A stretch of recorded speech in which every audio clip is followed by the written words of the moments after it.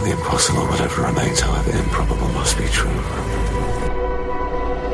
And it is not a question of a little occultism or a touch of mysticism, Mr. Desmond. It is vampirism, and there's a host of damned souls at Pelham House.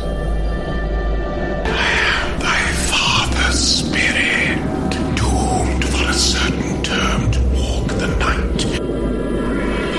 Here, the old gods aren't dead. And what of the true god? Well, he's dead. He can't complain.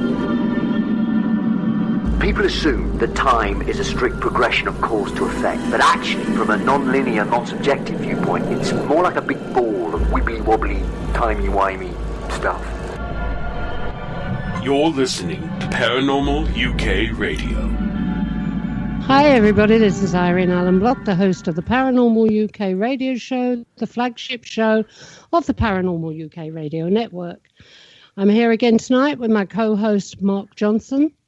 Hey, I'm really proud of you. I paused there. Did you notice how I paused? You paused, but it was a nice dramatic pause, and you got the whole thing in one take. Yes, I did, didn't I? Very proud of you. Well, be for me, yeah. Yeah. Usually, we tell our listeners about you. We usually have to do anywhere from 3 to 8 takes before we get it right. That's because it's a tongue twister.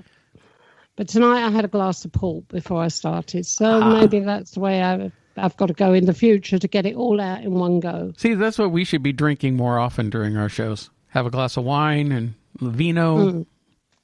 Yeah. I'm game for that. Yeah. So, yeah, I expect you are. You like your vino, don't you? Oh, yes, I do. A little too much. I just like making it. You still say you need to send me a couple bottles.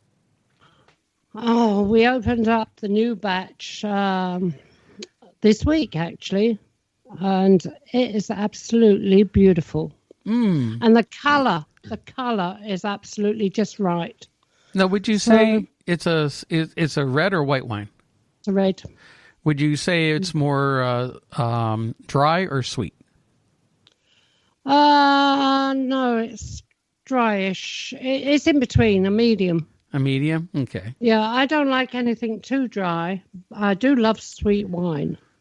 This is a medium. Okay, I'm not a sweet wine fan. I usually lean towards Cabernets or Pinots or the drier reds, maybe some Shiraz. Of course, I'm learning about wine. My wife got me into wine last year, and now she's regretting it because now I'm learning all about it, and I'm trying all this different wine and French, Italian. Yeah, well, this is Vino de Casablanc. Ah. Mm. Yeah, we still have to, create your labels, I think I designed Well, we don't have time. The wine gets piled up and then it gets distributed out to the family and one thing like because they don't sell it. We don't sell it. So, and it just gets drunk. We make enough wine to keep us going for a year. Well, that's good. Mm. Less trips to the liquor store then. Oh, yeah, it saves a lot of money. It really does. And I've been down there with the grapevines today, just seeing whether they're starting to bud and one thing or another, and they're coming on fine. Oh, nice. Lovely. You have to send me some pictures. Yeah, I will do. Yeah. Well, I will do. When they're full of fruit. Yes, of course. Mm. Well, the weather's getting so nice over here now this last week. Spring's finally here. It's been in the 60s, and I got a new outdoor patio set, so I like to sit out there with a glass of wine in the sunshine. That. You just got to make a patio now, Mark. Yeah, I know. I got to talk to a contractor about that. Yeah? Do you want me to send Brian over? Oh, yeah. He'll slap you some concrete down in no time. Sure. I need a walkway and a cement patio. So yeah. Tell him to send me a quote. In fact, that one that you've bought is very much like the one that I've been looking at. Really? Mm. It's very comfortable. Yeah, it's very nice. I like the colour as well. I just put it together last night. We were sitting out there for the first time. Yeah. Well, did it come flat pack? No, it came all. I had to put the whole damn thing together. Yeah. Oh, you mean you had to get your screwdriver out? Oh my gosh. And drills and everything. Yes. What, to put a patio suite together? The way they have this one, yeah. Well, it was either use an Allen wrench or use a screwdriver with the tip on it to make it go quicker. Okay, just tell me, how long did it take you? All in all, about an hour and a half. Because there was a lot of pieces to it. Yeah. Well, there's the cushions and things, isn't there? Oh, yeah. Stuffing, they sent the cushions with the covers, and you had to stuff them yourself, and that's what took the longest. Yes. Yeah. Ridiculous. Oh, wow. Wow, that's a bit silly, isn't it? Yep. That's when you buy from the American box stores out here. Oh, well, it's still a very nice suite. It looks very nice. Oh, why, thank you. Yes, it does. Well, and once you get your glass of wine on there, it'll look a lot better. Oh, yes. Anyway. I'll give it a try. So do you want to introduce our guest, Mark? Yes, very much so. We're really looking forward to talking with our guest tonight. We're talking with Lionel Friedberg, who's the man who brought us several television shows such as Ancient Mysteries, Mysteries of the Bible, and History's Mysteries for the Discovery Channel, History Channel, and National Geographic. He's also a feature filmmaker and documentary filmmaker and an author. And his newest book, which came out just earlier this year, Forever in My Veins, How Film Led Me to the Mysterious World of the African Shaman. So please welcome Lionel Friedberg to the program. How are you tonight, Lionel? Hi, Mark, and hi, Irene. It's good to be with you both. I'm good. Thank you so much. I have a suggestion for both of you listening to your stories of wine and patios. You should come out to California. The weather's great and the wine is even better. Oh, I expect it is, yeah. Yeah. I drink a lot of California at the moment, wine. If I go out there, I've got to wear spring's here. We got the daffodils up. We've got the daffodils up. Oh, yeah. So that means spring's here. I know. Yes. You still need a few woolies on. Yeah. Woolies, I said. Woolies, Mark. Yeah. Yeah, I drink a lot of Northern California wine. So, but I also used to, if you ever traveled up through Solvang and up past Santa Barbara through the wine Napa country Valley and that whole area and Healdsburg, all of that. I mean, yes, I know that part of the world very well. Yep. I grew up out that way, so yeah, a lot of good wine up there. Oh yes. So Lionel, let's talk a little bit about your career, and we'll get into the book especially. But you are an Emmy award-winning producer, and you worked on several television shows over the years. I mean, tell us a little bit about your background, how you got into the industry, and then also a little bit about how film was leading you down these very mysterious paths. Because from what I understand, you were dealing with everything from shamanism, near-death experiences, interviews with the dead, even UFO encounters. So that's all right up our alley here. So tell us a little bit about that.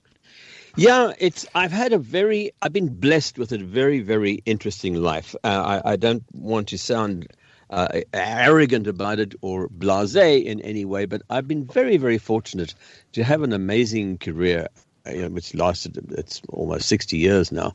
And how it all began was I actually was born and I grew up in South Africa, and I was an only child. And so I grew up in the apartheid system, where the country was rigidly divided down the middle racially. And my father was an immigrant from Northern Europe, from Latvia, actually, and he married my mother. She was South African. And he found the whole apartheid situation pretty abhorrent. My mother had been born into it, so she found it less disturbing than he did. But, even as a child, I was very well aware of the fact that there was something very, very wrong with the way things were structured. Because, you'd walk down the street as a child, whether you were going down to the corner store or going to school. And, you'd often see black people being arrested for not having their papers in order, what they would use to call the passbook. Every year they had to have a renewal of their permit to be in certain areas of the white community. And these are in the urban areas that I'm talking about now. And if their papers were not in order, they would be instantly imprisoned. And either their employer would have to bail them out, or they would be sent back to their tribal areas, whether they were born there or not. They might have been born in an urban area, but if their papers were not in order, they'd be sent back to an area that they were not familiar with, but that was their ethnic community. And it was an awful thing to see this as we were growing up, and things got worse and worse and worse. Eventually, my father decided it's time to leave the country. And so, fortunately, I had just finished my high school career, and the year was 1960.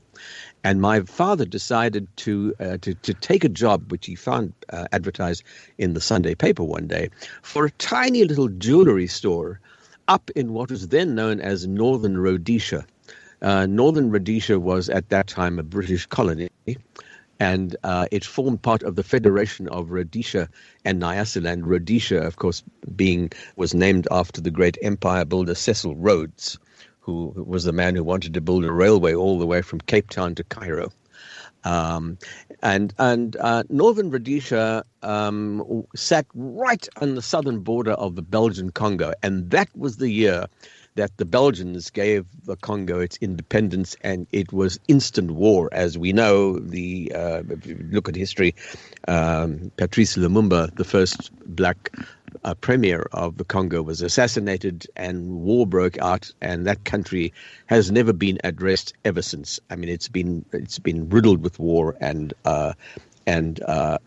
violence for so many decades. It's very, very sad, and that was going on. That began at the time my father decided to take this little job in this jewelry store, because he was trained as a watchmaker, the good old-fashioned world of watchmaking, where you deal with little cogs and springs and little tiny things in a micro world.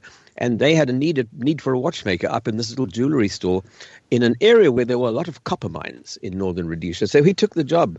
And the thing is that I had always loved the movies. I fell in love with the movies from the age of about 5 or 6. My mother was an inveterate film goer, and she used to take me to a lot of movies on Saturday matinees, and I fell in love with the motion picture industry. I just adored going to the movies. And I always wanted to be a movie maker from the get-go, right at the beginning of my school career. And fortunately, a cousin of mine gave me a used cine camera, as they were called those days. Those were the days where you remember those. You remember those where we used film, 8mm film, and you'd get a 50-foot roll of film, and you'd put it in and send it away for processing. So I made films for my friends' birthday parties, sporting events at school. I made films for our debating society and all that. And so I became a little amateur movie maker from the age of 11. And when I completed my high school, I was deciding what was I going to do. My dream was always to go to Hollywood, to come to Los Angeles, which is where I live now. But at that time, the road to that dream was almost impossible. I mean, there was just no opportunity that would even make that remotely available to me. So I didn't really know what to do. And so when my folks decided to move up to Northern Rhodesia and go and live up there, I thought, well, I'll go along with them with my little camera, because I had all these wonderful films that I'd seen in my head. The African Queen, King Solomon. I remember that. Yeah, that was remember Catherine. Was it Catherine? Hepburn. No, that was Catherine Hepburn and Humphrey Bogart. Wonderful film. Yeah. Absolute classic movie, British film, by the way, made by Sam Spiegel and directed by John Huston, American director, and also films like King Solomon's Mines. I fell in love with all of those things, and of course, I used to go and see all those Tarzan serials at the movie house every Saturday afternoon. So I wanted to make films like that. And when I knew that my parents were going up to this remote area of right in the middle of Central Africa, I thought, wow, what an amazing opportunity. I'm going to go along up there and start making films of my own. Now, there I was, like 16 or 17 years old. How naive can you be? But I didn't think about that. And I thought, I didn't even think about how I was going to accomplish this dream. And my mother said to me, don't be ridiculous. You are going to stay right here and you are going to go to university. You're going to get yourself a degree and you're going to get yourself a life. You're not coming with us. And when you've got your degree, then you can decide what to do. I wouldn't have any of it. I said, no, I'm coming along with them, which I did. And when I arrived up there, in this copper mining town, I was absolutely mortified because what was there? There was nothing except a big hole in the ground where they were digging copper, a tiny little town around it. And from edge to edge, from horizon to horizon, bush and jungle. And that was it, nothing else. It was the middle of nowhere in the middle of Central Africa. And there were a string of little tiny towns in this area.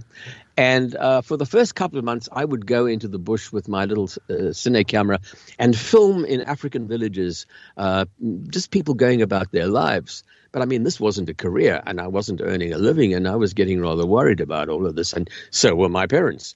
And one day in the local rag, which was a newspaper that served these little towns, I saw an ad for staff for a new television station that was being built in the middle of in one of these towns in a place called Kitwe. It was the first television station in Central Africa. It was British owned, and I think there was some South African money involved as well, if I'm not mistaken. And all the production staff and all the writers and directors and producers and engineers and whatever else were recruited from either the UK or from Europe. But there was an ad one day for staff, for drivers and cleaners and people of that nature. And I thought, no matter what it is, I will take any job, even if I'm a window cleaner. I've got to get a job at the station. And I went for an interview. And because I had a little bit of knowledge of filmmaking, because I had been to see so many movies, and because I was such a very, very keen amateur filmmaker, I suppose I made an impression on the man who interviewed me, and I did get a job. And I was there when the station went on the air on the 15th of December, 1961, and that was the beginning of my career. But my job was in the... Sorry, Lionel. Is the station still going? Oh, yes. It's now part of the National Broadcasting Corporation of Zambia. It's now part of the NZ or NZ, as you'd say in the UK. So it's with the big boys now, then. Yeah.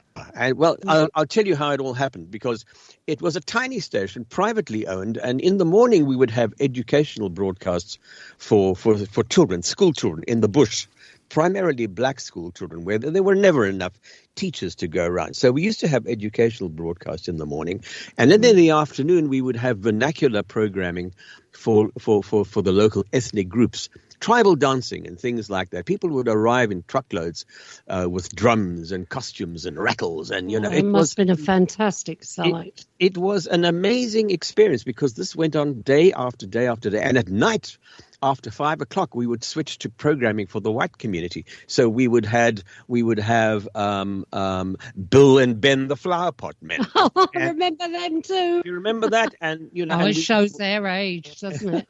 Yeah, and we'd have Noddy, and then we'd have Leave It to Beaver, and we'd have Maverick and Bonanza, and everything that was being shown in America and also in England. At night for local white viewers. So I lived in this multicultural world, and it was absolutely fascinating. It was marvelous. And this went on for about 3 years, and then eventually Britain started giving away all its colonies, as you know. It was the beginning of the end of colonialism, and Northern Rhodesia became destined to become the Republic of Zambia in 1964. And when that happened, the new government decided to nationalize the station. And which was understandable. No one had, we didn't take issue with that. We could totally understand the reasoning behind it. But the problem is that we all of us white staff, we got a pink slip to say, thank you very much for what you've done. You did a great job, but in 6 months' time, you're out of here. We no longer need your services. And in fact, what you have to do for the next 6 months is to train a local person to take over your job. So the whole station became so-called Zambianized, which was, as I say, understandable, and everything was fine. And the staff go back to Europe and the UK. For them, it was, they just, the food. I'm sorry about that. My computer's deciding to play games with me. It was fine for those people who could go back to Europe and the UK, but for me, I was suddenly traumatized. What was I going to do with my life? And we had a wonderful young guy working for us at home. I was still living with my parents. He wasn't much older than I was. His name was David Phiri, and he was of the Bemba ethnic group. And I went back home that night with this pink slip in my pocket, and I thought, my God, what am I going to do? And the next morning, I said to him, David, a terrible thing happened yesterday. And he said, what? I said, I've been fired. I have to leave the station. And he said, oh, no, that's terrible. Now, David and I were great friends. He had a great interest in photography. We gave him a camera one Christmas, and he loved that. And he wanted one day to have his own wedding studio. And he often used to come with me into the bush filming. We used to go with my little beat-up second-hand car, and he used to come along with me as a translator. And so we were good buddies. And when I told him that I'd have to leave and that I might have to return to South Africa, he said, well, before you make up your mind, let me see if I can get you some advice. And I said, like, who do you know who's going to be able to advise me as to what I can do? And he said, just trust me. Well, I did. I trusted him implicitly. And a couple of days later, there he was, David and I, driving along in my little beat-up car, beat-up VW Beetle, traveling into the bush on a dirt worth a lot of money now, those are. And we went to this tiny little village, and he said, this is the place. And I thought, where has he taken me? What are we going to do here?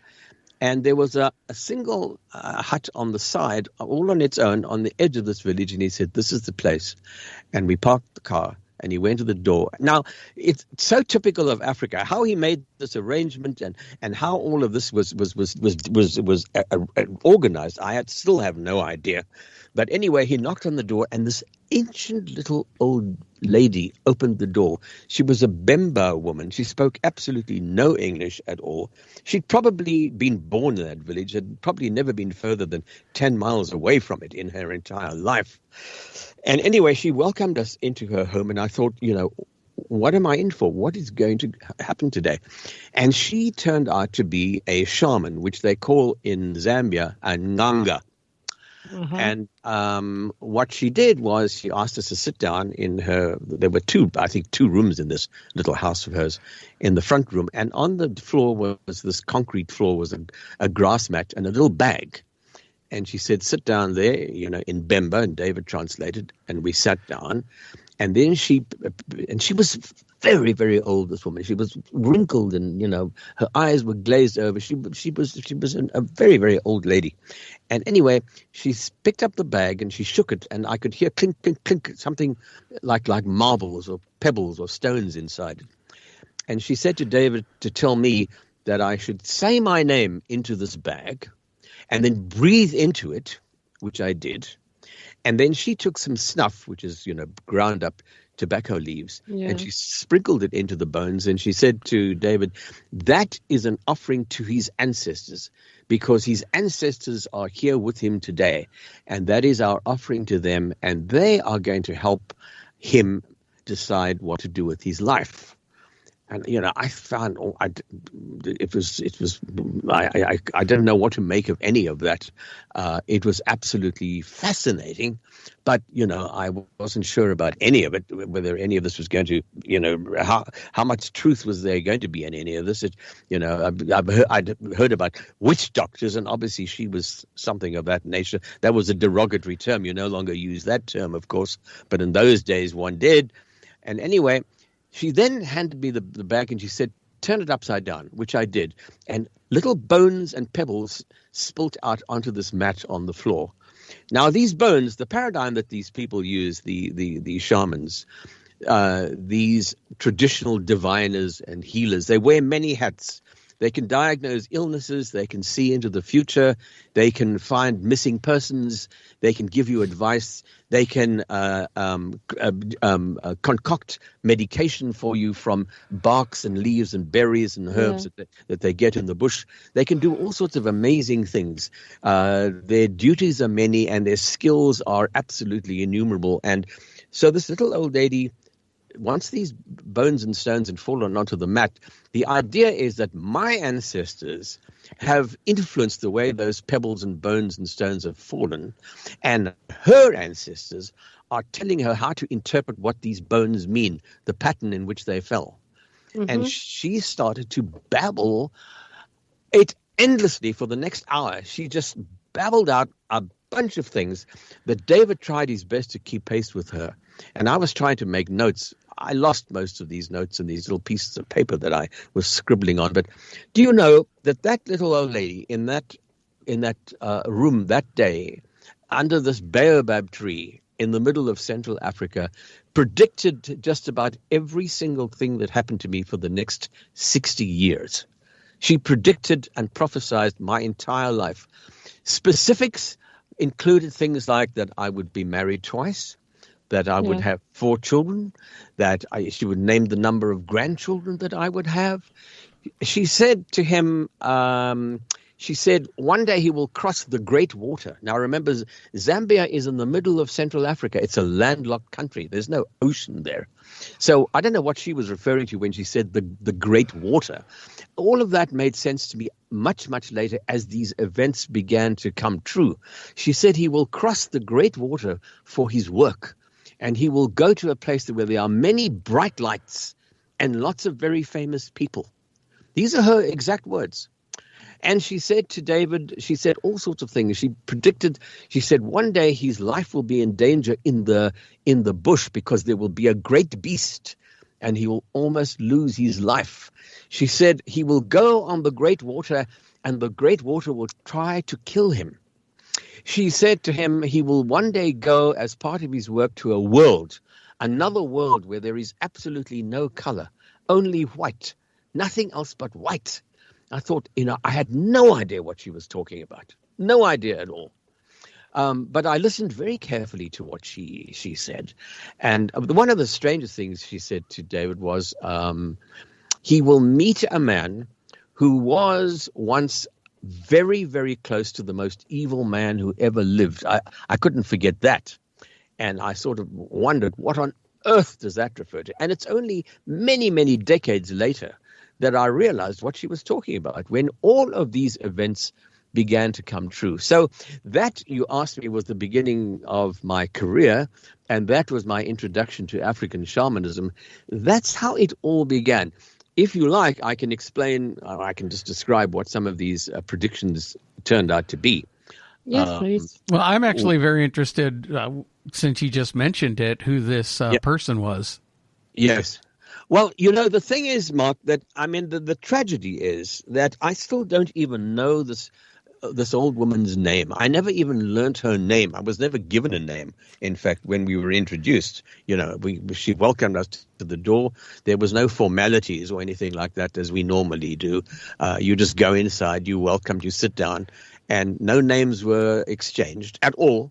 No backgrounds, no nothing, and that's how things are in those villages. And I still don't know her name. I wish I did, because this woman made an incredible impression on me. As my life unfolded, she foresaw so many things that came true. One of the first things that turned out to be a manifestation of one of her predictions was, I eventually did leave Zambia, and I did return to South Africa because there was nothing, I had no option. And South Africa had a pretty thriving film industry even back in those days. And so I spent about a year and a half in South Africa getting involved in the film industry. And but what I did, my ambition was always to come to North America. And so I managed to get a visa to emigrate to Canada. And the way you traveled those days is you didn't fly, because these were before the days of mass air travel. So you went by sea. And there was a wonderful shipping company called the Union Castle Line that used to ply the route between Cape Town and Southampton. And that was a weekly service. So the first part of my immigration to Canada was from Cape Town to Southampton in the UK. And then I was going to take a train to Liverpool. And from Liverpool, I was going to cross the Atlantic to Montreal. That was the plan. And halfway on the voyage from Cape Town to Southampton, which was about a 13-and-a-half-day journey, on day 6 or so, one evening I was up on the top deck of the ship, and I used to watch the sky at night, because the more north we went, the sky changed, because obviously the pattern of stars was changing as we were moving from a southern part of the planet to the north. And you could sense this change, because you could see the sky change every night. And suddenly I realized that this is one of the things that she had predicted. She said to me, he will cross the great water and go in a northern direction. She didn't use the word north, but she pointed in a northern direction. And I sat up on the deck of that ship one night, and I thought, God, the stars are changing. The Southern Cross is slipping beneath the horizon, and I was beginning to see stars in the northern skies that I couldn't recognize, because I'd never seen them from the south. And you were aware of the fact that you were moving across the planet.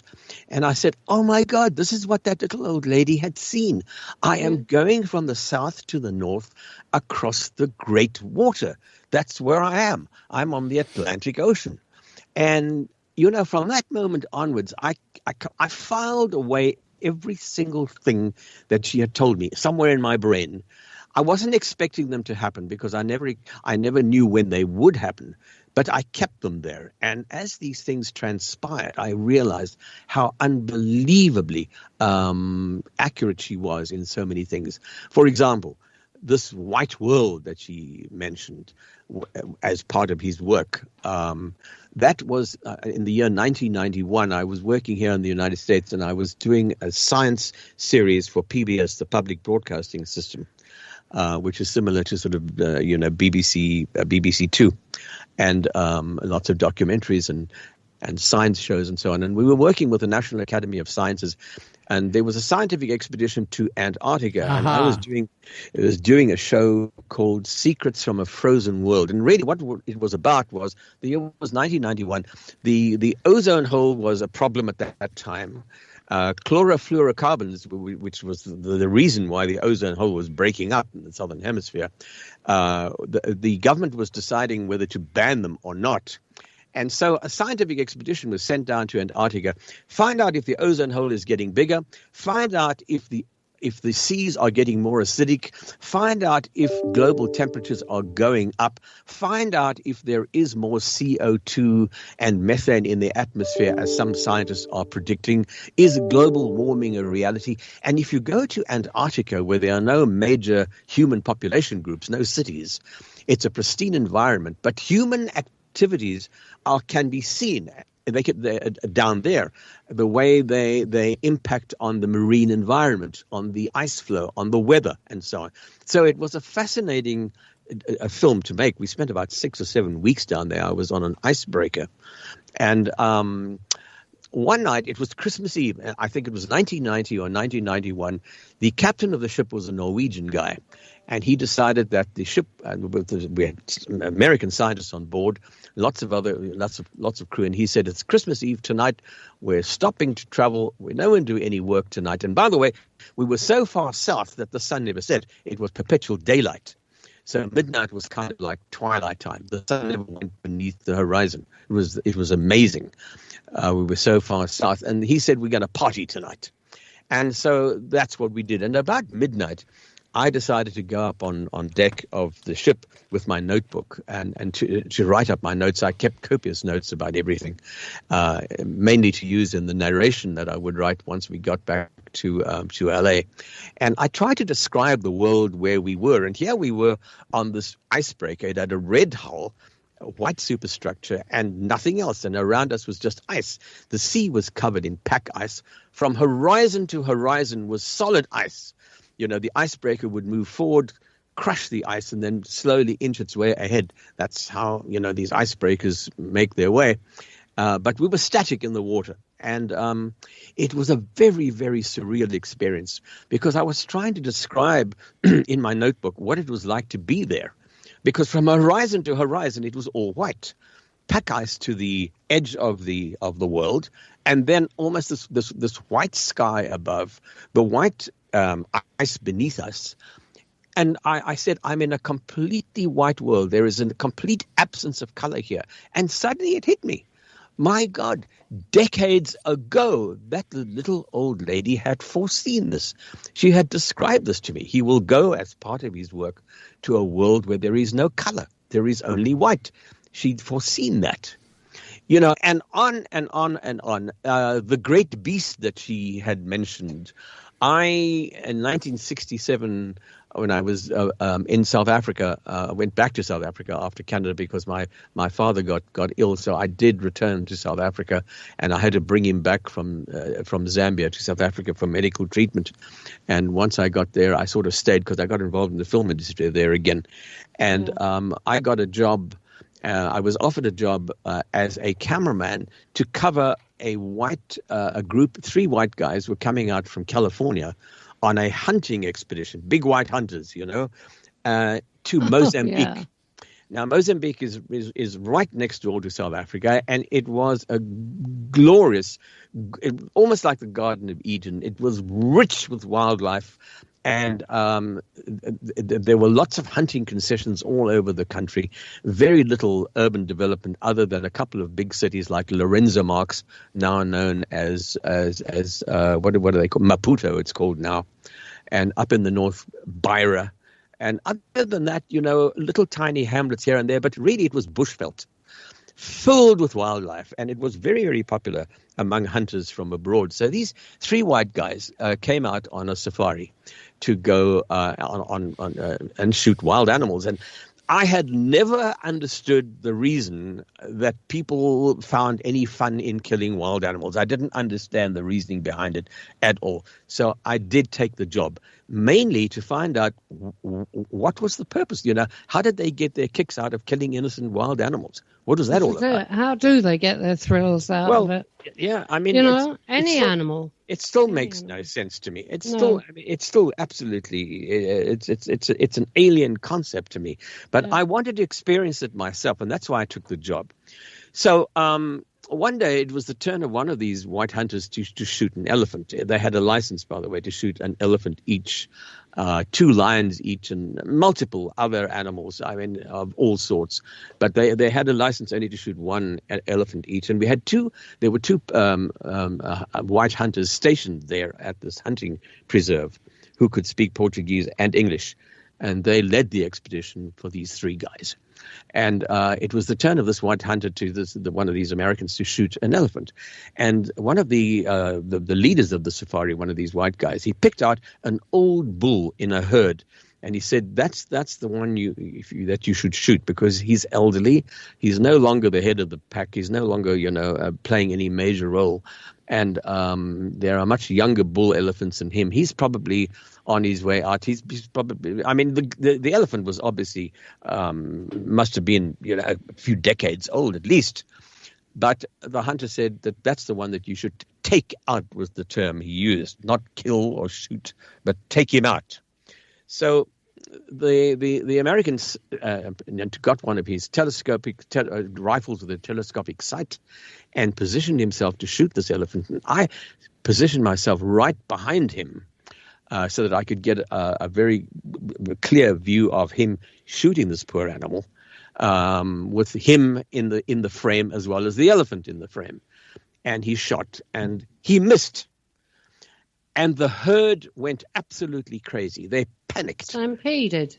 And they started to stampede in every direction. It was like an earthquake. Okay. Dust everywhere, and the ground was shaking like a 10 on the Richter scale earthquake. And I was frozen to where I was standing behind this guy because all I could hear was the leader, this white leader of the safari saying, "Run, run, run." And the reason why he was saying that is because there was one elephant that didn't move, and she was a female. And the reason why she didn't move is that she was shielding her calf. She had a baby. Oh. And she'd stood absolutely still while the rest of the herd scattered in every direction. And she looked straight at this guy who had fired. And she knew that her baby was in danger because she knew what a rifle was. And she knew what a rifle did. Very smart animals. Incredibly smart. They are incredibly intelligent. They are unbelievably intelligent. And this cow started to storm a stampede towards this guy in front of me. She wanted to kill him. And she started running towards him at full speed. Now, an elephant running at full speed is the most terrifying thing. And here I am with my camera, and it's a heavy film camera with big magazines on top holding the rolls of film, and a guy next to me holding a large battery to power the thing. I couldn't move. Apart from that, I was absolutely terrified. And all I could see in my viewfinder was this elephant charging towards us, getting bigger and bigger and bigger and bigger in the frame. And then he ran out of the shot, this American guy. And I heard one of the leaders, of the safari yelling, "Lionel, run, run, run!" Well, the elephant couldn't stop herself. She would have charged right into me. She was actually charging towards this American guy, but he ran away, and she couldn't stop herself, and she was running straight towards me. And all I heard over my shoulder was "bam!" And the leader of the safari had shot her right between her eyes. And she must have been 6 or 8 feet away from me when she dropped her front legs folded up, and she folded and she fell onto her like in a kneeling sort of position, and then her eyes were locked with mine. But I knew that she knew that I wasn't the one responsible for firing the gun, and nevertheless, she collapsed onto her side, her eyes glazed over, and her eyes locked with mine until the moment she died. And I felt a very, very strange sensation of the spirit of that animal and my own spirit communicating with one another. She almost joined me in some sort of strange way, as though she knew that I was not the one responsible for trying to kill her calf or her. And I have no idea what it was all about, but instinctively and intuitively, I knew that something had happened on a metaphysical, supernatural level, on another realm, that our two spirits had linked. Yes. And that evening, back at base camp, there was partying going on, and martinis were flowing, and the vodka was flowing. And I went to sit by myself in the corner of this lounge area under the grass thatched roof of this building, and I was nurturing, a drink, and I was thinking, gosh, I could have been killed so easily today had she not been stopped by Wally, who was the leader of the expedition, because she would have run straight into me and killed me. And it was then that I suddenly realized, oh my God, that's what that little old woman had told me. She said, be careful. The great beast, you will be in the bush for your work, and the great beast will almost take your life. And that's what has just happened today. And I'm just going to add one other thing to it, and that's this, and that is I have felt the presence of that elephant with me ever since that day, and that was back in 1967. I still sense her presence around me all the time, and I'll tell you why. I have met many, many, many, many shamans since. Oh, sorry. I'm sorry. My computer does these strange things. Oh my! Don't worry about it. We've got computers that do that as well. Yeah. Let me see if I can get rid of this. I know that the spirit of that animal has been me ever since. And I have met many, many shamans, African shamans, over the years since then, because I was eventually diagnosed here in the States with a serious kidney condition. And it was predicted that I would either be dead or on dialysis within 10 years. That was over 30 years ago. And I have been back to Africa many, many times to consult with shamans. In South Africa, they call themselves sangomas. Sangoma is a Zulu word, which is the English equivalent would be a soothsayer, someone who can see into the future and who can heal.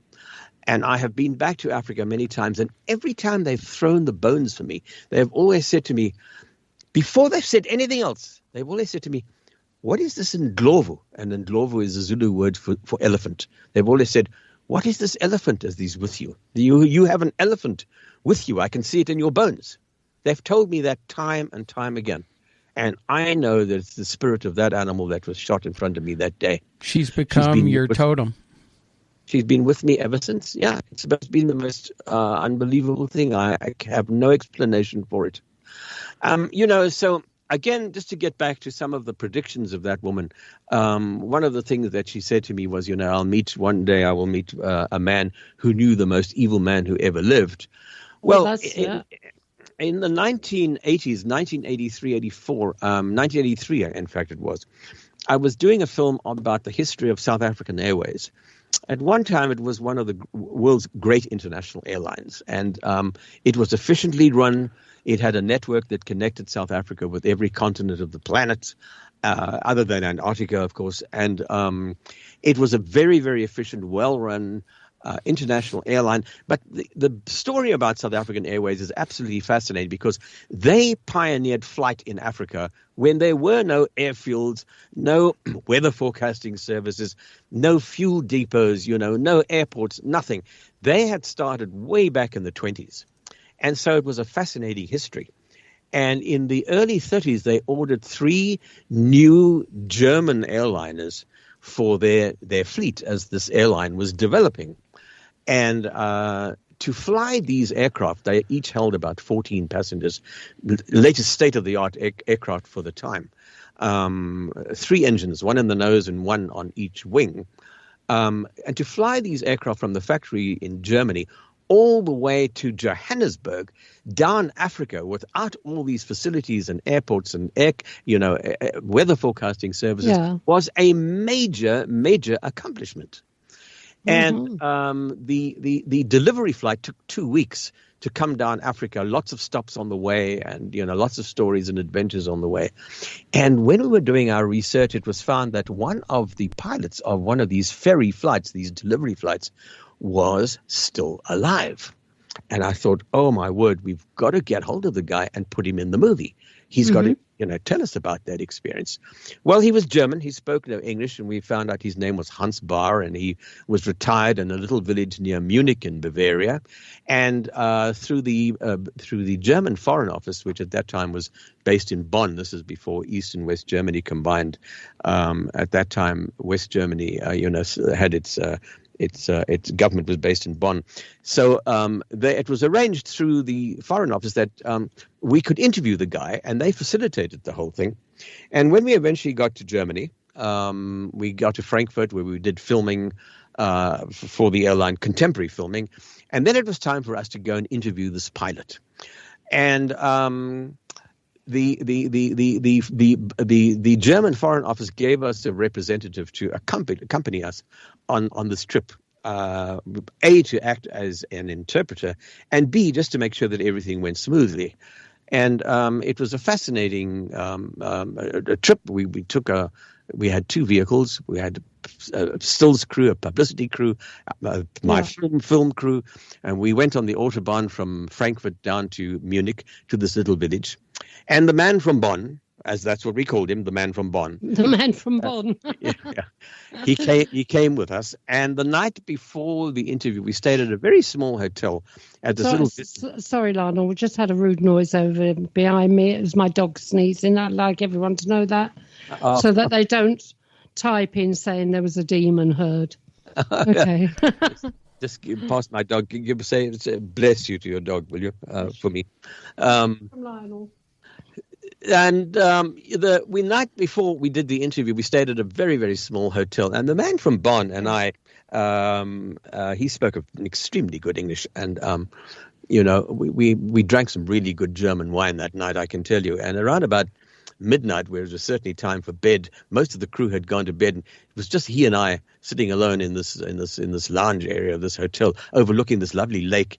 And he said to me, how much do you really know about Kapitan Bar, this man that we're going to interview tomorrow? And I said, well, what else is there to know? I know that by the way, he was about 89 years old at that time. And, and he said, he did do that delivery flight back in 1930, whatever it was, but he has a history before that. And I said, yeah, I'm quite sure he did. Why? What is there to know? And he said, do you realize that he was actually the personal pilot of Adolf Hitler?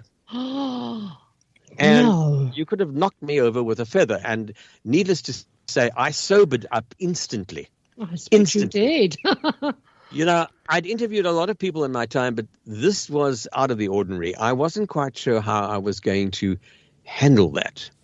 Nevertheless, came the next day, and we go to this man's picture book house, little hollyhocks in the front, neat flower beds, and it was his third wife that was living with him at the time, and she welcomed us in to her home, into the living room, and there were, photographs and paintings. It was a typical Bavarian home, and eventually this guy arrived from upstairs, came downstairs, and he spoke no German. And when the man from Bonn met him, he shook his hand and just introduced himself.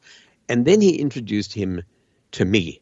And, when I shook his hand, it was almost surreal. I wasn't quite sure how to handle it, because the minute I shook his hand, it was like shaking the hand of Hitler. Because how many times had Hitler shaken that very hand? You talk about 6 degrees of separation. This was 1 degree of separation from Adolf Hitler, and that's how I sort of saw this guy. But I try to put all of that out of my mind and to see him only as a pilot, because he had a war record. Obviously, he flew for the Luftwaffe and all the rest of it. And it turns out, he tells me later, after we'd done the interview, I'll get to that in a minute. We do the interview. The interview was excellent. He gives us 15 minutes of wonderful screen time.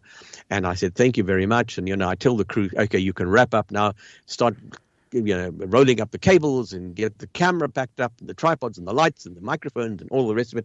And when they started to do that, he says to me, Herr Friedberg, come, I want to show you something. And I follow him, and he takes me to the end of the living room, and there was a big photograph on the wall just around the corner near the little bathroom toilet area. And it was a photograph of him in his wartime uniform with Adolf Hitler in his uniform in front of one of these aircraft that we'd just been discussing in his interview, the same type of aircraft that was delivered back in the 30s. So what was his take on Adolf Hitler? Did he admire him? Was he frightened of him? I'll come to that. And he says to me, in German, I had enough knowledge of German to understand, but I couldn't really converse with him. He says, this is one of the aircraft we've been talking about. This is me. And then he points to the other guy, and he looks at me, and he says to me in German, do you want to know about him? And I said, yeah, bitte, yes, please tell me about him, And he said to me, come, and we go and sit on the couch, and he calls his wife. He says to his wife, bring the photograph albums. And she brought maybe 6 or 7 beautifully bound, leather-bound photograph albums. And he opens up the pages of these albums. And it is a visual history of the inner rankings of the Third Reich. Everybody's there, Goebbels and Goering and Himmler, you name them. Holy crap. All in these images. And he tells me that he and Adolf Hitler became very, very friendly when in 1932, when Hitler was running to become Chancellor of Germany, which he did in 1933, and he was assigned to him as his personal pilot.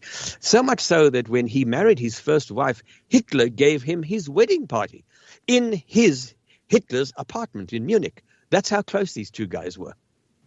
And he told me, so you're asking me about what he thought of Adolf Hitler. He praised the man for his kindness, his generosity towards him and his family, and what a nice man he always was to him. And the proof of the pudding was in the photographs, because wherever there was a dinner party or a major event, or Hitler was sitting down dining with somebody, even if it was Mussolini, in the background you could see Hans Bauer. There was always a place set for him. That's how much Hitler valued this guy. And, Hitler did not really trust his staff. at all. He always thought that his life was in danger. But there was one man that he always confided in and that he was always very, very close to. And that was this guy, Hans Bahr. And Hans Bahr says to me that Adolf Hitler and I were the closest of friends, and he always confided in me. He told me things that he would never tell any of the other members of his government or the forces after the war began. He confided in me. He asked my opinion on many, many things. I wasn't going to ask about the war. I was not going to approach the subjects such as the Holocaust or any of that. I just wanted to stay in the world of aviation. He offered up all that other information to me, and he was as sweet as can be. He was absolutely charming. Wow. And it was amazing because here I was listening to this guy. I am listening to a man who knew one of the greatest mass murderers in the history of humankind.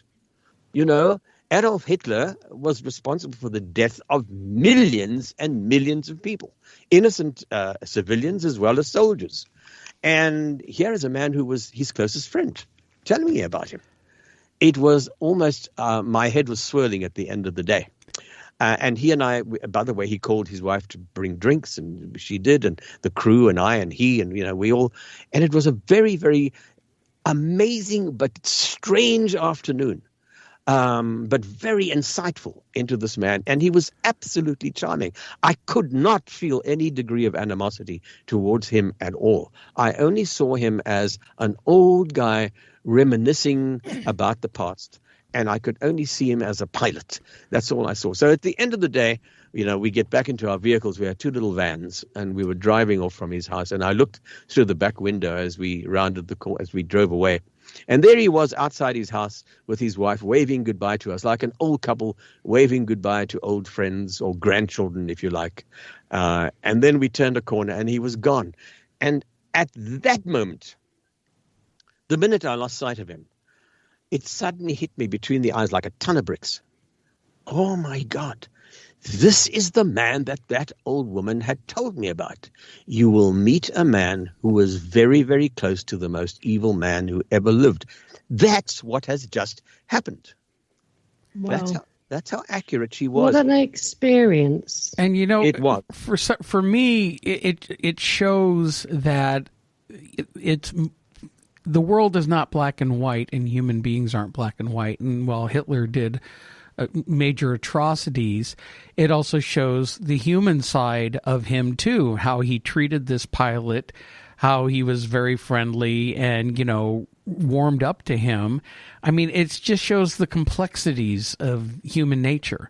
Well, you're so right, Mark. You've hit the nail on the head. And, it's one of those many, many examples that over the years, I've met extraordinary people, and I've worked with, major universities here in the United States, and I've worked with major scientific institutions, and I've done a lot of shows with a lot of people. And what I've learned over the years, and most of my life, although my early years were spent as photographing feature films, most of my life has been about documentaries.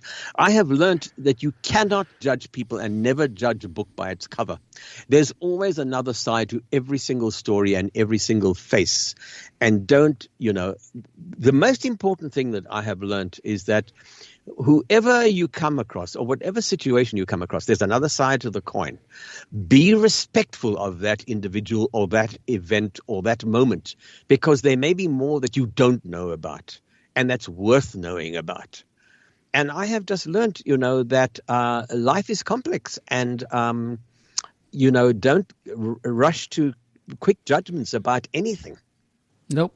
And that's something I think a lot of people in the world should learn right now, because with so much broad brushing that's going on, as human beings, we're very complex. There's good and evil in everyone. And sometimes it's what we perceive as good and evil.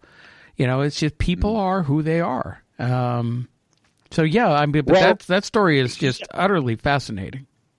Yeah, this book, I wanted to share some of these stories with the world, because I felt that I was very privileged to learn these lessons, if you like, over the many, many years that I've been making documentaries, and it's been a profound learning experience for me. We're all all of us, we're all on a journey. We're all in a process of learning and acquiring information about what the purpose of all of this is. I don't think it's important to know, but every single day you learn something new. And, I've often seen my life as, I go back to sort of the African paradigm, chopping my way through a swamp, tall grass, trying to get to the other side.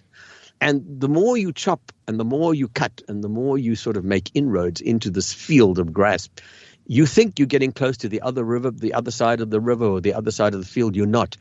What's really happening is the more you cut away and the more you reveal, the more you know how much there still is to go. Mm-hmm. The other side is not reachable. It's so huge. Life is like that. We will never reach the other side because there is just too much to absorb and learn and know and experience on the way. And that's what it's all about. We are here for a learning experience. Absolutely. What the ultimate aim of all of this is, I don't think any of us can accurately, make a statement about what that may be. But my goodness, I do know that we're all here to learn something very, very profound and to not be judgmental and to be respectful and, to look around the world without coming to any rash judgments about anything. And the other thing is I actually end my book with a statement where I say, whether you're a person or a pony or a petunia, we're all interlinked. We're all part of some strange, I call it a grid, a field. If you like, think of the Star Wars analogy of the Force. There is some kind of field out there to which we are all connected, all of us, humans, animals, everything. And we're all interlinked into this grid. Talk about, things, for example, I'll give you another example. One day I was driving out of a studio. This is in Johannesburg. It was the lunch hour, and I was driving up. I was going to go to, I think I was going to go to the bank. And as I was driving up the road to the gates of the studio, I was suddenly overcome with a feeling of absolute shock. Something awful had happened. I had no idea what it was, and I pulled over to the side of the road. My heart was thumping, and I had no idea what had happened to me. And do you know what had happened was, I learnt a day later, my mother my father had passed away at this point, and she and a very dear friend of hers were away on a little holiday together, and they were driving in her friend's car, and they had an accident. They were actually knocked off a bridge. Fortunately, the bridge wasn't too high. Their vehicle fell into the river down below, but it was only a matter of like 3 or 4 feet. And that is exactly the moment that I felt that way. So, is this synchronicity, or is this a signal coming through to us through this field, through this cosmic grid to which we are all connected? I think it must be. We are all part of the same, whatever it is that makes the universe work. Well, I mean, synchronicity is a part of that. I mean, when people experience synchronicities, and I've experienced many in my life, I think it is all connected to this type of field, or you could call it like the God source, or there's many different names for it, but it's all interconnected from this creator force, where we all come from, not only from the other side, but all this physical matter. Everything is all connected. And when we have these synchronicities, it's to help remind us, I feel, that this exists, that these other forces exist, and we're part of a bigger, something much bigger than what we perceive in our little physical reality. I think that's exactly what's going on. That's exactly how it is. I think you're absolutely right. And also some of the films that I've made, I was once given a really interesting task, and that was to make a 2-hour show.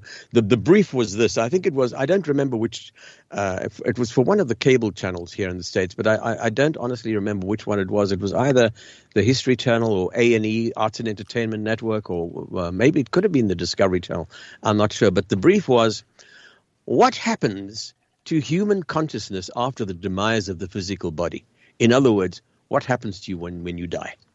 And who are you? And do your thoughts, does your consciousness survive the death of the body? And the brief was, don't give us any haunted houses and ooga booga and things that go bump in the night. We want hard science. Go and find out and ask the scientists. Don't go to, psychic readers on street corners and things like that. Go and find out what really happens after the demise of the physical body. And so it was a fascinating show to work on. I worked with Robert John at Princeton University, who was doing some major experiments on the nature of consciousness. And does consciousness exist within the brain? Is it just a matter of synapses firing at the end of neurons in the brain? Or is it something outside of the body? And can it exist outside of the body? And can consciousness itself move and travel and experience things without the body going there? And he, after 25 years of some really amazing peer-reviewed work, said there's no question of that. And I worked with the Monroe Institute in Virginia, where they promote the raising of consciousness to levels that most of us never reach. In order to these programs were originally devised for burnt out businessmen, people who needed some rest and recreation, and they went there and by audio signals they would raise your consciousness in your mind, raise your level to a higher level of awareness, so that you could sort of go into a state of am I and who am I and where am I and what am I, and am I able to travel outside the body, and does my body need rest, or does my soul need rest? What is it that's going on? So, all of this work, it was absolutely fascinating. And during the course of the making of that series, I also met a number of people, because this was part of the brief of the show, people who had near-death experiences, people who had clinically and physically died. There was a story of an amazing woman, and it's a very, very well-known story. I'll only mention her first name. Her first name was Pam. She had an aneurysm of the brain, and in order to get rid of this aneurysm, they had to stop the flow of blood in her. They had to stop her heart, and pump and get the blood going through a machine outside of her body, so that they could open her skull and get rid of this growth on her brain. Otherwise, this poor woman would die. And she told me that when she went under the anesthetic, she left her body. She floated above her body, and she looked down and she watched the entire procedure going on, which took about 3 hours. And the surgeon didn't believe a word of this. And he questioned her intensively and said, "How can you prove what you're trying to tell me? You said you're saying that you floated above the operating table and you were watching me do this." And she said, "Yeah." And he said, "Well, give me an example. What did you see? Convince me." And she said to him, "Well, at that moment when you asked the nurse for a certain instrument and she passed it to you and she dropped it and you scolded her. Why did you do that? You shouldn't have scolded her. It wasn't her fault." And he said, "Sweetheart, you were dead when that happened. You were clinically dead." And she said, "Yeah, I was, but I was watching you from above. I could see you, and I saw my body down there." And he said, "Well, that's interesting, but give me some more. Tell me something else that might convince me that you might have been conscious during this time that you were physically dead." And she said, "Oh, okay." She said, "You were playing in the corner of the operating room. You had a little tape deck going, playing music very quietly, because it was a long procedure. I didn't like your music." And he said, "Well, what did you hear?" And she started naming some of the bands and groups and music that he was playing. So it was absolutely amazing. But what was even more amazing for me was meeting a group of children up in Seattle. There was a pediatrician up there who was keeping a file about children. And these are children all under the age of 7 who were clinically dead and had been resuscitated. They'd been revived. And 2 of them were his own patients, and the rest of them in this file were from other doctors, because they knew that he was keeping this file. And he allowed me to interview his 2 patients, and I interviewed him, and I was allowed to talk to some of the other children as well. And the most extraordinary thing was that all of those children had similar experiences. They said, when we went to sleep, we traveled away from ourselves. We floated away from our bodies, and we went into this big, long tunnel. And it was very bright. And at the end of this tunnel, they always mentioned a white person, a being standing at the end of this tunnel. One child said it was a doctor in a white coat. Another child said it was an angel. Another child said, no, it was Jesus. Another child says, oh, it was God, and it was people who work for God. And they all met this individual at the end of this tunnel of light, who gave them the option to either stay there or return to mommy and daddy by going back into their bodies. And they said, well, we all decided, all of them said, well, our decision was to go back. One child said, this doctor came and he had a little box and there was a green button and a red button. He said, if you press the green button, you can go back to mommy and daddy. If you press the red button, you can stay here with me. And she said, well, I thought mommy and daddy would miss me, so I pressed the green button. And then I woke up. And then, of course, the child, saw her parents in the room who'd come to visit her after she was revived. Their experiences were so similar. And what this guy did, this pediatrician, was that he asked all these children to draw their experiences. And all their drawings were so similar of this tunnel and this light, this bright light, and this figure standing at the end of this tunnel. It was extraordinary. None of these kids knew each other. So there's more going on than we know. And, this world is not what it's all about. There's so very, very much more to it all than we know. Well, yeah, Irene and I were typing each other while you were talking, because we have to laugh because when you started talking about, the traveling and the consciousness and going beyond, Irene does that all the time. Yes. Well, I'm not surprised, and I don't for 1 second doubt that. In fact, I'll tell you something, Irene. There was one of the patients, don't call him a patient, but one of the clients who goes to this institute called the Monroe Institute. And if you're not familiar with them, go and Google them, because it's absolutely fascinating. He used to work for NASA. He was an engineer. He used to work for NASA. So the guy is a nuts and bolt guy, No airy-fairy nonsense, fairies in the Glen stuff for him at all. It was all, if you can't hold it and if it's not as heavy as a screwdriver, it's not real. And he would go there because he was really, really very distressed at one point. And he needed to learn how to relax. And that's why he went there. And he said, I've been back here so many times because after I had started coming back, every year, my consciousness level raised, and I could actually travel outside of my body. I have traveled way beyond the solar system. I've met all my ancestors.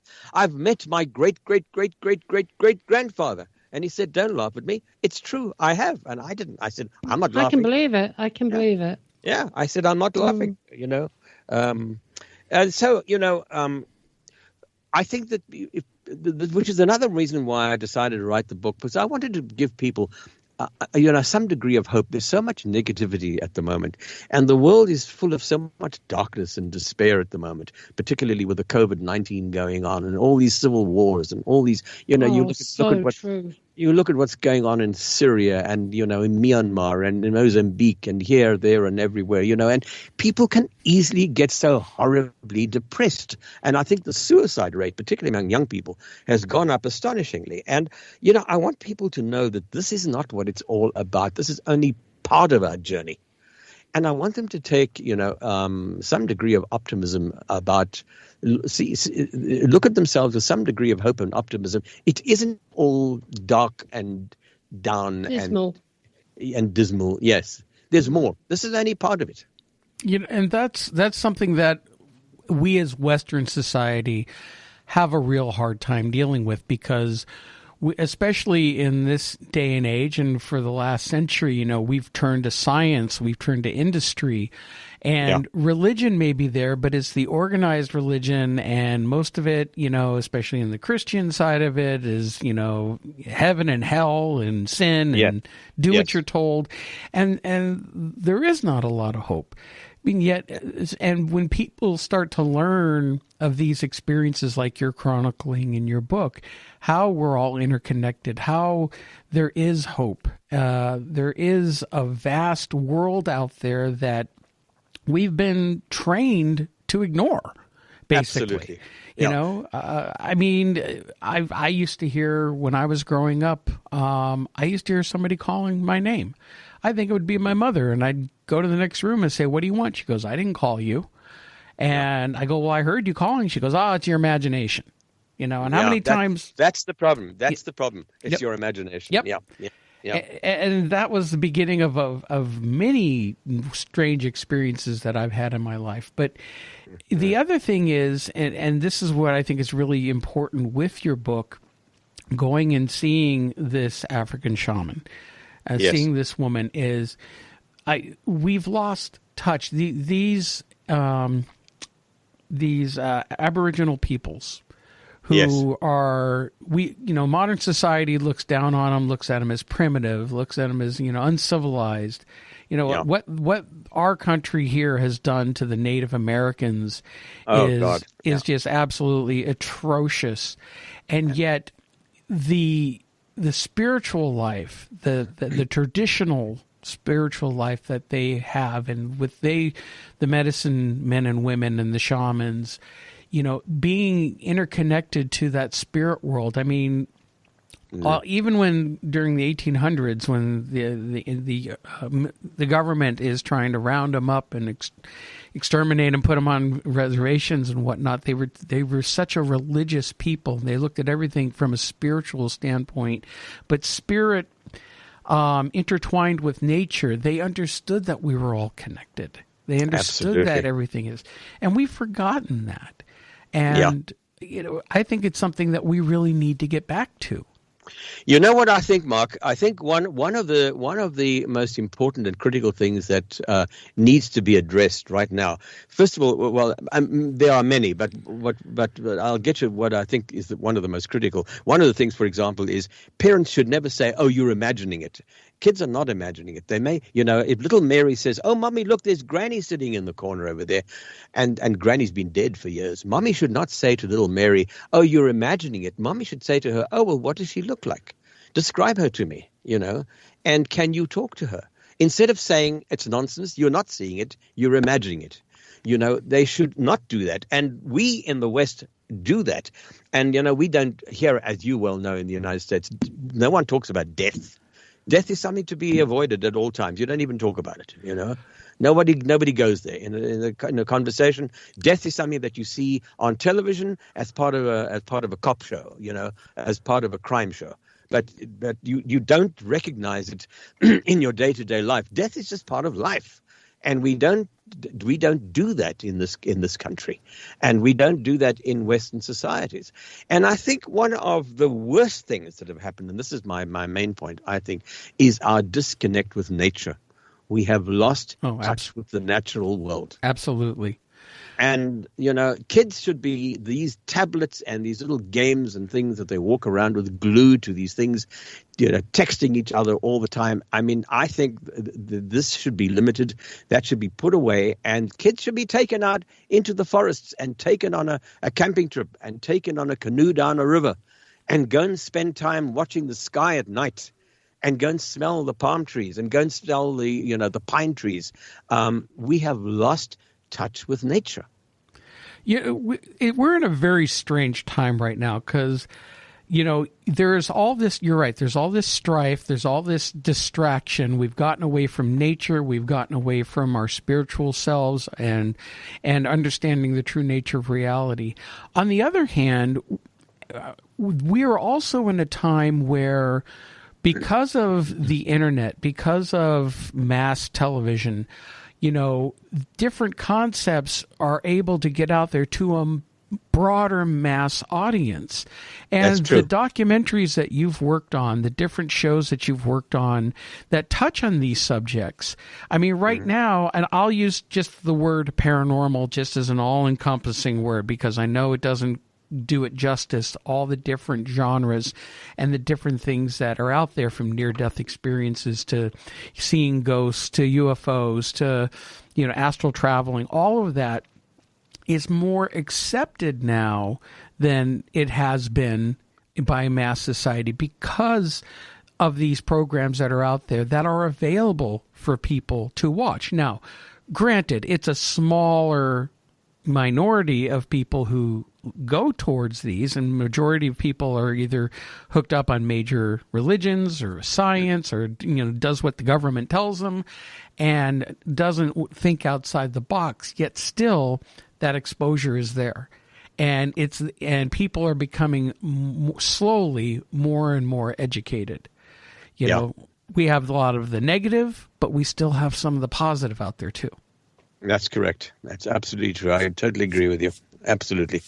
And I mean, if you look at young people and the amount of young people who are interested in these fields, in going outside the box, looking beyond the horizon and thinking about alternatives. I mean, young people are thirsting for knowledge. They want to know more. They want to get away from the old staid ideas of you don't discuss this and you don't talk about it and you just do as you're told, and using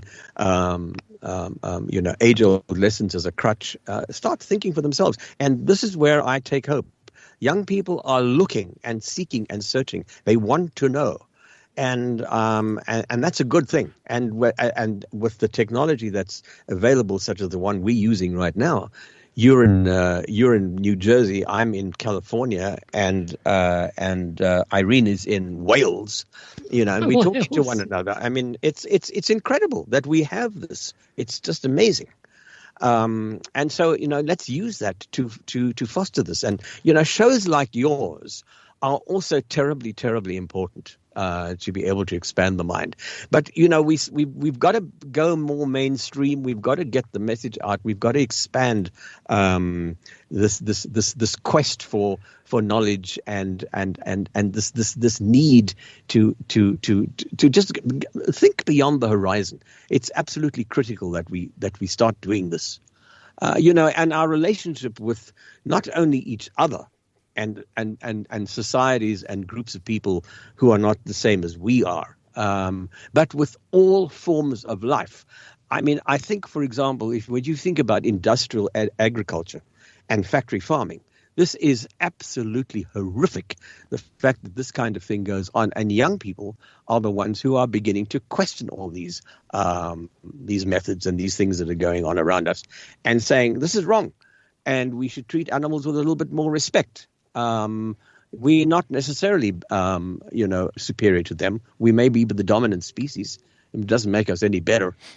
And I think that kind of thinking is absolutely vital. Well, this might sound like I'm going, taking a major left turn, but the same can be said. We've interviewed a lot of people who have had alien abduction experiences or contactee experiences. And yes. The one thing that a lot of them talk about is the fact that, these superior advanced beings, they're far superior to us, not only, spiritually, technology, and yet we can't sit there and look and say, oh, we're the big guns here on this planet, because we're not. We're part of a much vast, broader universe. Oh, yeah. And we are way down on the totem pole on this one. But yet at the same time, that doesn't mean we mean any less or more. We're all the same and interconnected. Just because somebody or some race is a hell of a lot smarter than us, or we're dealing with life forms that we think are primitive and not worth our time of day. Absolutely. We are all connected. Oh, totally, 100%. And it's on a cosmic scale, as you have just said.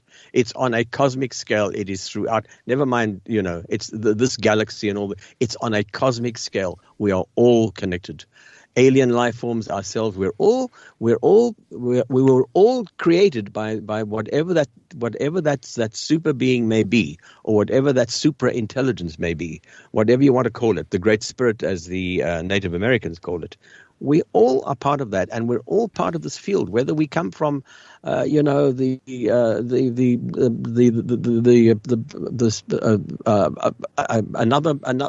remote part of the galaxy, we're all connected, all of us. Absolutely. And again, this is something that we as a society need to learn. I think, in a way, we're going through, I think, what's the term I'm looking for? All this strife and turmoil we're seeing going on right now. I've been hearing a lot about this. I really feel like we're in growing pains right now.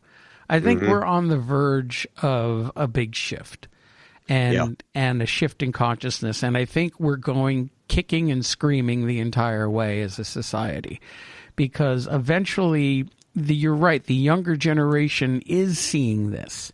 I also think there's a lot of, misinformation, a lot of people being led astray. But in general, we're getting to that point where there's going to be a consciousness shift. We're going to start getting away from these old things that no longer serve us. The over-industrialization, the corporations running the world, getting back to nature and getting back and finding, some of the old ways, the real old ways. I mean, last week I was interviewing someone. We were talking about ancient mysteries and how there was advanced technology and civilizations that go far back in time that were more advanced than we are now. Absolutely. And so it's relearning a lot of that lost knowledge and becoming more connected with the earth, with nature, with the spiritual side of things. And again, I hate even using the term spiritual because I think that's a limiting term. But then our language is very limiting. That's correct. Yeah, I agree. Absolutely. I think you're absolutely right. I think we are going through that metamorphosis, slow as it may be, but I think we are in a phase now where this is all coming to, where this is all happening. And it's, there are those who talk about the earth is going through a dark field at the moment, which is why there's so much negativity going on and so much animosity and so much war and all the rest of it. I think it might be a cleansing. And, in some sort of strange, weird way, this whole COVID thing may eventually turn out to be one of the catalysts that make us rethink ourselves and rethink who we are and how we relate to one another. In so many ways. It's also given the earth a moment to get its breath back. It's suddenly, the skies are clear of vapor trails. There aren't jet trails everywhere. This is it. Sheep and ducks and things are running through villages. Exactly. Yes. Yes. So coming down off the mountains. I think in this there is a lesson, as difficult as it may be for us all to be living through this. And I haven't been able to see my grandchildren who live in the UK for ever since this COVID thing began, and it's terribly, terribly frustrating. But there is maybe some degree of purpose and function to this that will one day become clear. I don't know, but I think the most important thing is to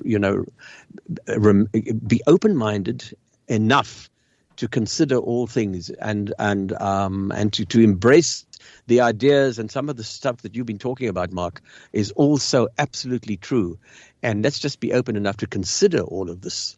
And embrace one another and embrace the cosmos. And one day, maybe thousands of years from now, we're all going to be, cosmic travelers and cosmic beings. We might have been there before, and maybe we're going back there again. Who knows? But let's be open to the possibility of all things. I think it's a really, as depressing as it may be, it's also a very, very exciting time to be alive, to be able to consider this.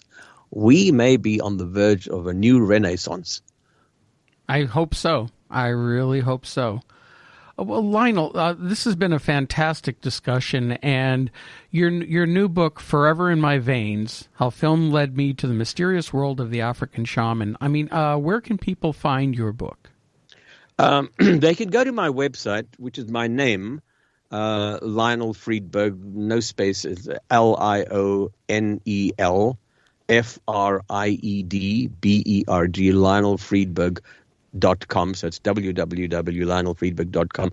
They can go to my website, and the book is there. But the book is available right now from Barnes & Noble in the States. It's available on Amazon, all the Amazon dealers all over the world. I've even had emails already from Australia and from Canada and from Europe. So it's available everywhere. And if for those people who have bookstores that are open, if it's not on the shelves, and I went into my local one the other day, it was on the shelf, but they can order it, it's at wherever you are. It's also, I saw it listed on the Foils of London website the other day as well. Fantastic.